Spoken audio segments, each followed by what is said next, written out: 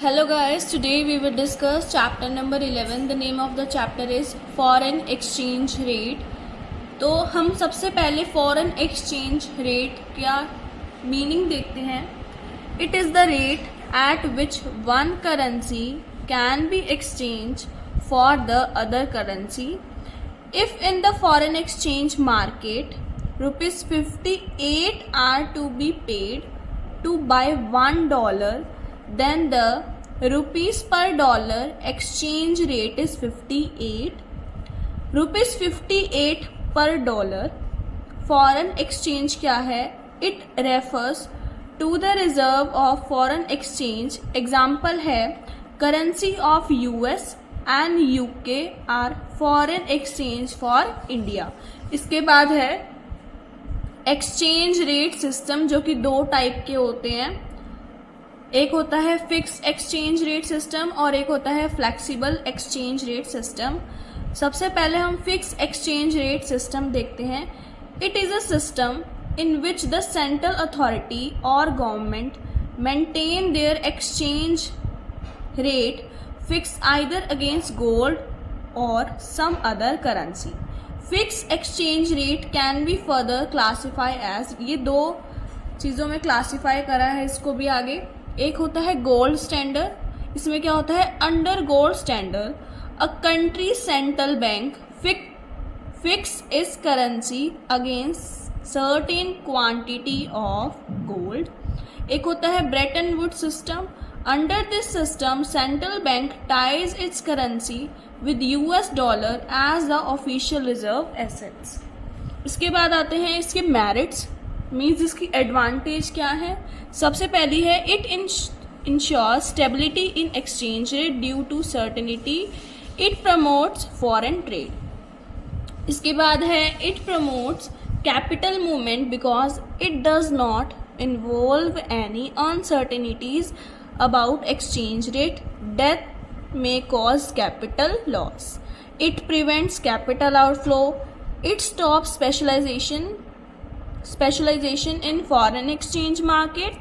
It helps the government to check inflation. इसके बाद है demerits है फिक्स एक्सचेंज रेट की.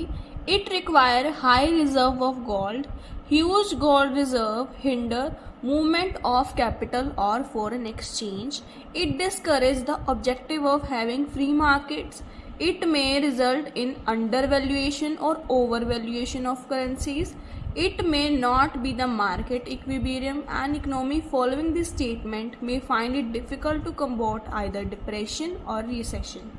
इसके बाद आता है flexible exchange rate system. The rate of exchange which is determined by the government forces of demand and supply of foreign currencies in the foreign exchange market is termed as flexible exchange rate system. इसके बाद है merits, means advantages. With flexible exchange rate system, there is no need for the government to hold any reserve.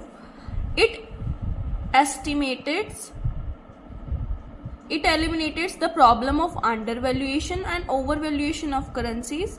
It promotes venture capital in the form of foreign exchange. It enhances efficiency in resource allocation. इसके बाद आता है demerits, disadvantages. It creates a situation of market instability. International trade and investment is discouraged due to uncertainty caused by currency fluctuations. It encourages specializations. फिर आता है manage floating system. क्या होता है? It is a mixture of a flexible exchange rate, the float part. ये एक mixture है flexible exchange rate का और फिक्स रेट एक्सचेंज का.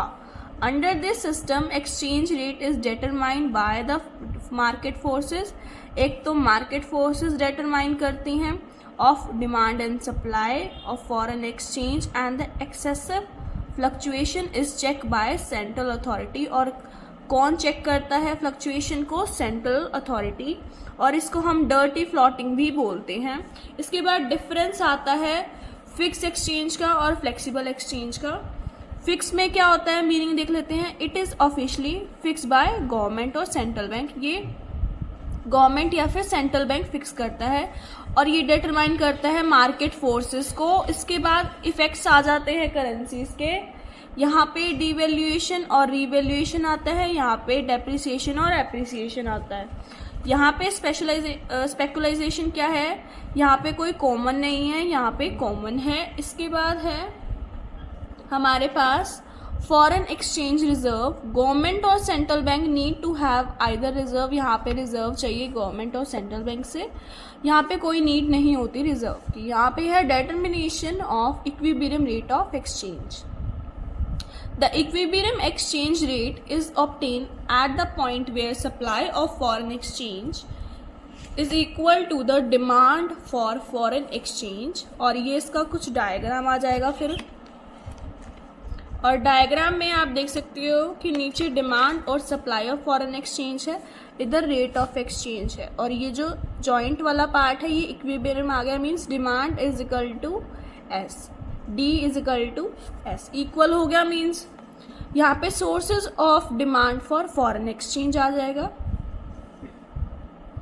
Payment of loan and interest to international organisation, gift and grant to rest of the world, foreign investment across the world, foreign trade import, foreign exchange trade for speculation और foreign tourism.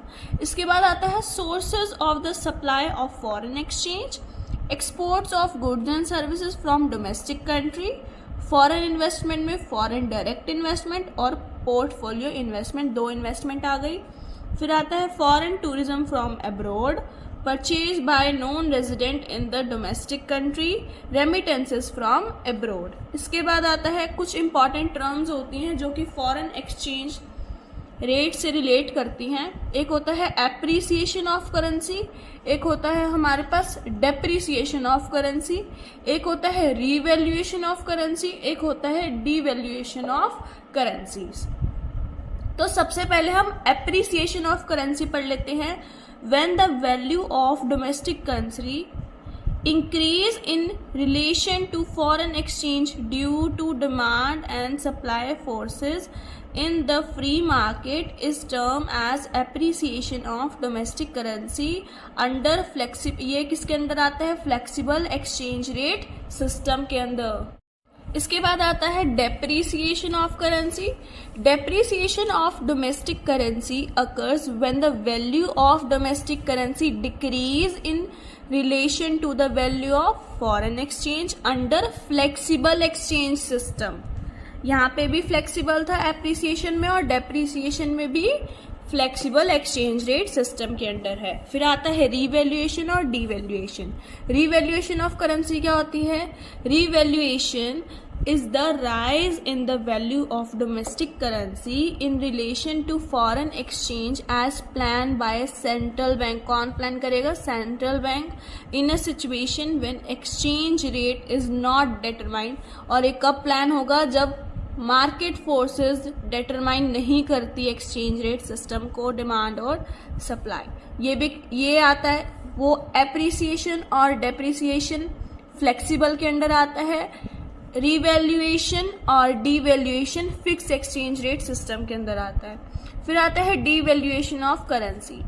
Devaluation is the fall in the value of domestic currency in relation to foreign exchange as plan by the central bank in a situation when exchange rate is not determined by forces. जब exchange rate determine नहीं किया जाएगा forces के द्वारा, demand and supply. और ये भी किसके अंदर आएगा, फिक्स एक्सचेंज रेट सिस्टम के अंदर आएगा। So that's it for the chapter.